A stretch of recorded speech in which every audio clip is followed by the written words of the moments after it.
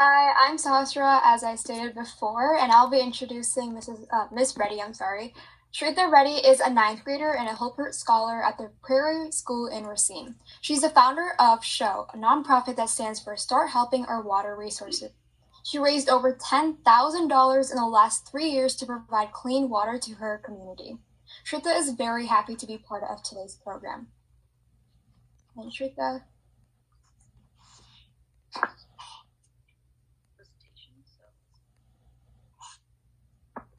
I think your mic is a bit quiet, so if you could make it a bit louder, it would be great. Can you guys see the slides? Yes. Okay, perfect. So, hello everyone. Before I start, I would like to thank the U.S. Kids for Water organization for including me in this conference. I am really excited, and today I'll be giving a presentation about water scarcity and conservation. Can you talk a little louder? Yes.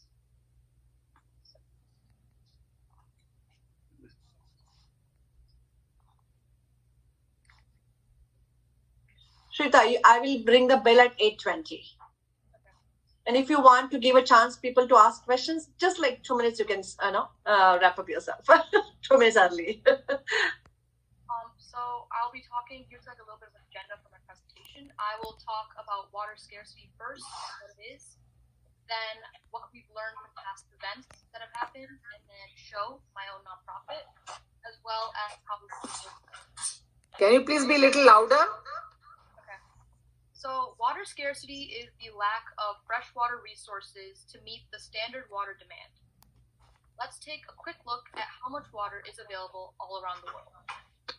Only 3% of the world's water is freshwater, and 2/3 of that is in the polar ice caps, which are unavailable for our use. As a result, 1.1 billion people worldwide lack access to water, and a total of 2.7 billion cannot find water for at least 1 month of the year. As you can see, this is a serious and dangerous problem that is affecting us. When we think about countries that are facing this problem, the majority of the countries that come to mind are part of Africa. When looking at the numbers, in the top 10 highest risk countries for water scarcity, Libya and Eritrea are only 2 countries from Africa. The rest are from other parts of the world. To our surprise, Israel is number 2 on this list. This shows how narrow our understanding of this problem is. This is why we need to spread the word and educate our communities about water scarcity and conservation. So let's take a look at some of the causes for water scarcity. Global warming is one of the biggest factors that causes water scarcity. This happens when greenhouse gases are released into our atmosphere and trap heat from the sun, which then warms the planet. Carbon dioxide is an example of a greenhouse gas. CO2 emissions can come from factories, deforestation, vehicles, and many other sources. This can then lead to climate change, where water levels start to decrease or increase drastically. Also, it is harder to predict rainfall, resulting in droughts in some parts of the world and floods in other parts. Both of these can cause water scarcity. As the population increases in our world and the amount of water stays around the same, there is bound to be conflicts and the lack of appropriate resources around the world. There have been various water disputes as well. Some of the disputes include the Cauvery Basin in India and over the Nile Basin in Egypt. The demand for water will keep increasing as the population increases, so we must learn how to manage it. Now, pollution may seem like an obvious cause, we always hear about it, but the disposal of industrial waste or littering can cause soil and water pollution, resulting in water scarcity. For example, I live near Lake Michigan, which is a freshwater lake in the Midwest.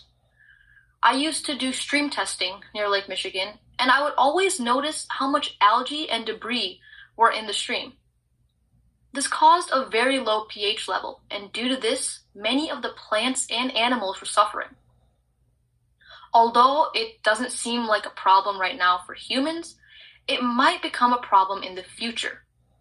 So we need to take care of the water resources we take for granted. Deforestation can also cause water scarcity.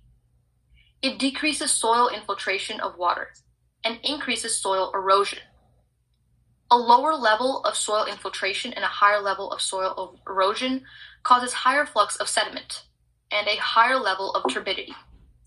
Turbidity can affect how clear water is, which indirectly relates to how clean it is as well. So deforestation decreases access to clean drinking water.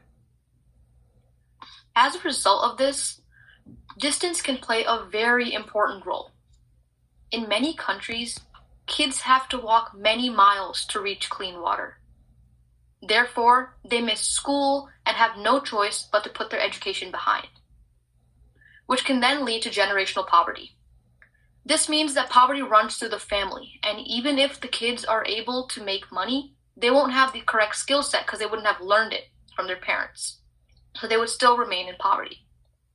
Of course, this is not true 100% of the time, but research has shown that this is what happens the majority of the time. So what have we learned from past events? Once again, education is drastically being affected by water scarcity. Research shows that children's attendance rate has gone down because they are helping their families. And students can also lose the motivation to study and their drive to learn. For some people, it might seem easier just to continue living in the same way that they are currently living in. So they might decide not to go to school at all. But this affects how informed and diverse the future generation of scholars will be. Now, let's look at some events that have resulted in water scarcity. In 2014, we had a water crisis in Flint, Michigan. Lead had seeped into the water supply as water pipes corroded, and many people got sick.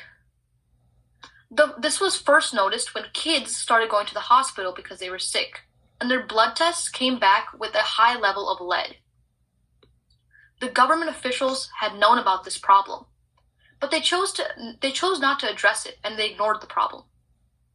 And as there were more sick cases, they had to take drastic measures and had to cut off the supply in order to repair the pipes. This affected many people and businesses.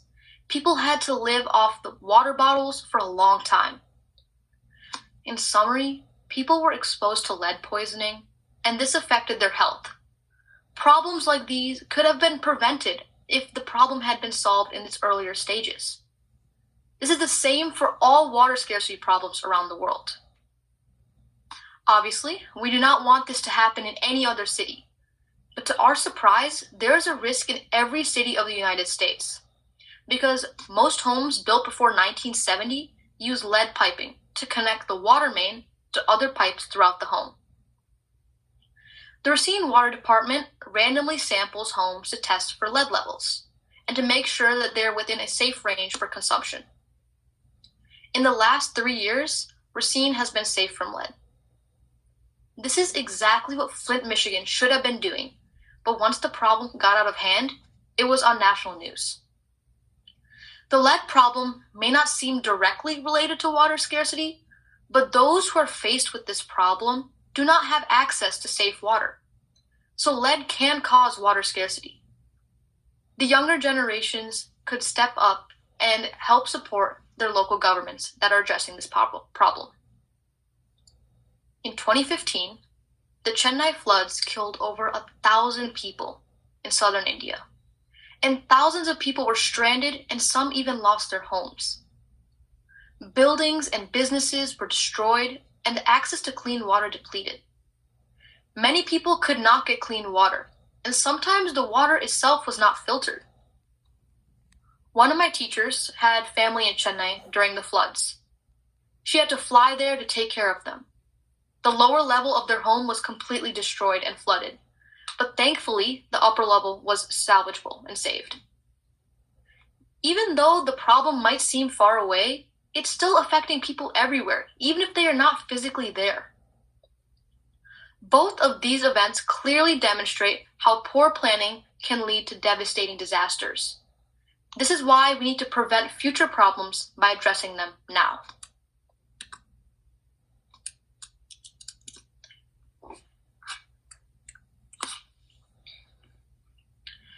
SHOW stands for Start Helping Our Water Resources, and this is a nonprofit that I created in 5th grade.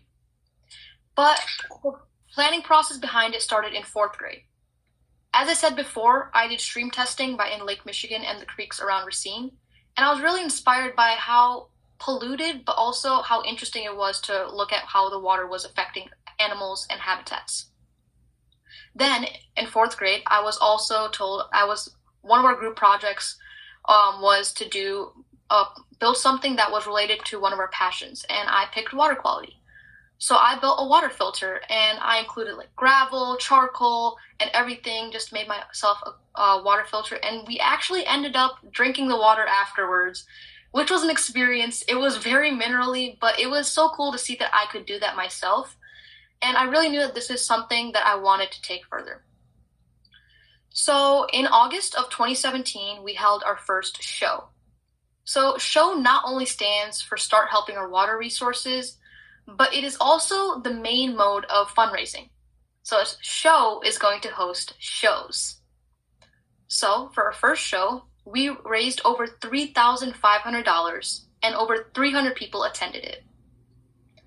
The money that was raised was used to install 2 filtered water fountains at Halo, one on the women and children's side and one on the men's side.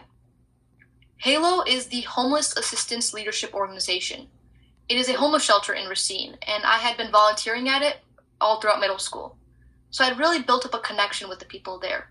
And I'm really happy to say that now I'm an ambassador and partner with them.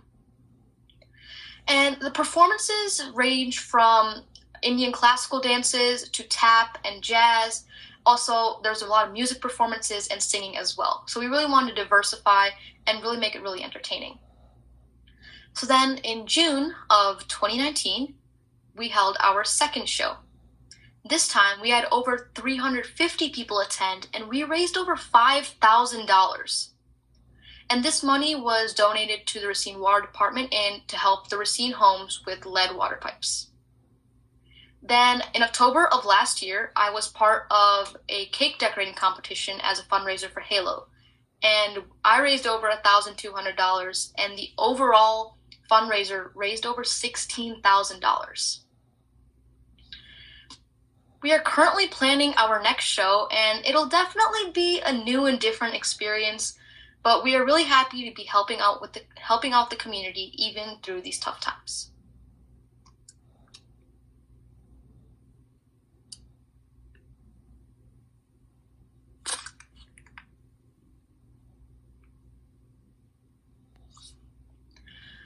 So water conservation refers to the preservation, control, and development of water resources, both surface and groundwater, and the prevention of pollution.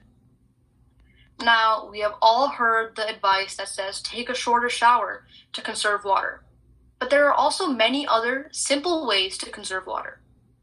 For example, turning off the faucet while brushing your teeth. I know that we are all guilty of doing this, but doing it can really help conserve water. Using a low-flow shower head can help reduce the amount of water when taking a shower without constricting the time. And washing cars and watering lawns as needed. And you can also use scientific methods in irrigation, such as rainwater harvesting. This way we are recycling water instead of just using it, we are recycling and putting it back into the environment. So these may seem really simple, but when done routinely and by many people, they can make a big difference. The key to water conservation is working together. Every drop of water that is saved counts. In conclusion, I would like to ask a simple question. How can we solve a problem if we don't even know what the problem is? This is a very important question that is not asked enough with respect to water scarcity. We need to get involved and spread the word, even if it is simply talking to someone. When trying to educate people about a problem, it is a small action that can combine to make a big difference. There are many organizations that you can be a part of, and there are countless ways to help address this issue. This will help the future generations have enough resources and knowledge to hopefully solve the problem. Once again, I would like to thank the U.S. Kids for Water organization for reaching out to me. This was a great platform for me to share what I have learned and done with others.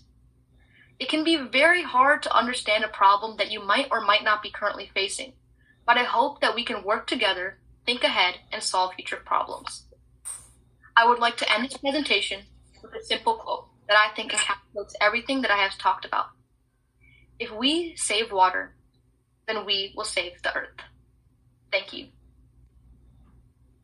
I loved it, your last words.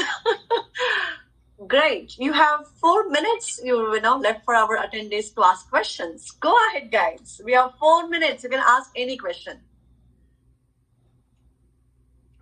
I have a question. So in Naperville, we get our water largely from Lake Michigan with some backup from ground wells. And it's well known that Lake Michigan is at record high levels. Why would we need to conserve water when Lake Michigan is at record high levels and eroding the shorelines? I think that it's not just what's happening in Lake Michigan and around our area, but just overall in general, conserving water is really important. Even though we might see it being plentiful here, there are other places, not just in the U.S. as well, that have droughts. So I know that a couple months ago, maybe a year ago, they were planning on connecting Lake Michigan to through pipes to a different city, and that would have really depleted our resource. And even though we have it like right next to us, we see it, and even though it's at record high levels, as you just said, it could change at any moment in time, and preserving it is always better to be safe than sorry, and we should always think 3 steps ahead instead of being left behind. So that's why I think it's always important to conserve, even if we have a resource, because we never know when it might go away. Good answer. Thank you.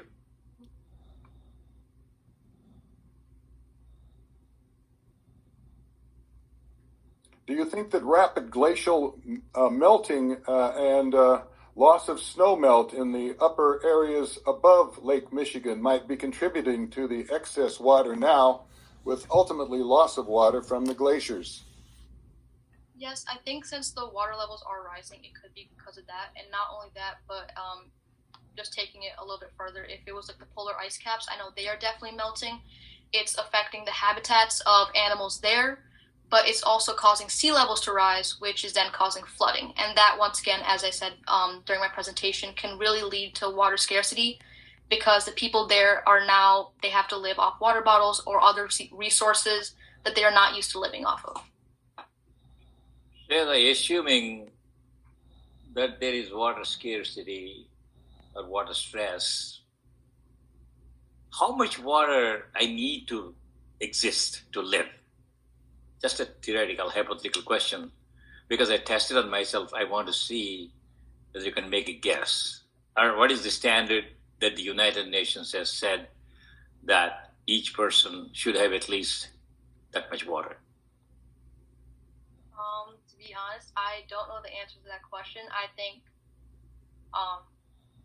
there's probably definitely a number out there, but I think it depends on the person and what your daily life is like. Not everyone uses the same amount of water, and of course there is a number, but I just don't know that, and I think it depends on the person, and you should always try to use as much as you need to while still being cautious about how much you're using. Prakash, the standard equation is what you weigh. You take half of that, and that's how many ounces that person needs a day. So if you weigh 150 pounds, half of that is 75. So you need about 75 ounces of water a day. Ounces. Okay. That is for drinking, Frank? Yes, drinking. Yes. No, I'm talking about the whole use of it. I mean, for me to deblute myself or whatever, I said, why ask this question? Said that you're a great speaker. You can challenge the people starting your speech next time with this kind of a question. that catches their attention. I'll tell you my secret. You want me the answer for the question that I asked? Yes. Okay. The United Nations says you need 50 liters per day. And I tested on myself the good old-fashioned way in India, what I used to do with a tumbler and a bucket and wash my own clothes and make sure that I brewed myself nicely, things like that. I can live by 35 liters of water per day. Wow. Right now, Mr. Modi is going to give 55 liters per capita, and then he's going to change all the villages with piped water supply. And mark my word, you will be growing. I don't know whether I'll be there or not, but it's going to be a big problem because when you use that kind of a water, you will produce wastewater. Yeah. You think about this because you're still a budding water conservationist. Yes. So that water ends up daily as wastewater. If you don't treat it, in villages what happens is, you must have seen if you have gone to India, they collect in puddles. And then puddles are a great thing, a breeding ground for mosquitoes. Yeah. And then with the kind of mosquitoes that are flourishing around in all these farms and kind of thing, they're vectors for diseases. So you have to integrate the water supply and water consumption with wastewater treatment. Okay? Thank you.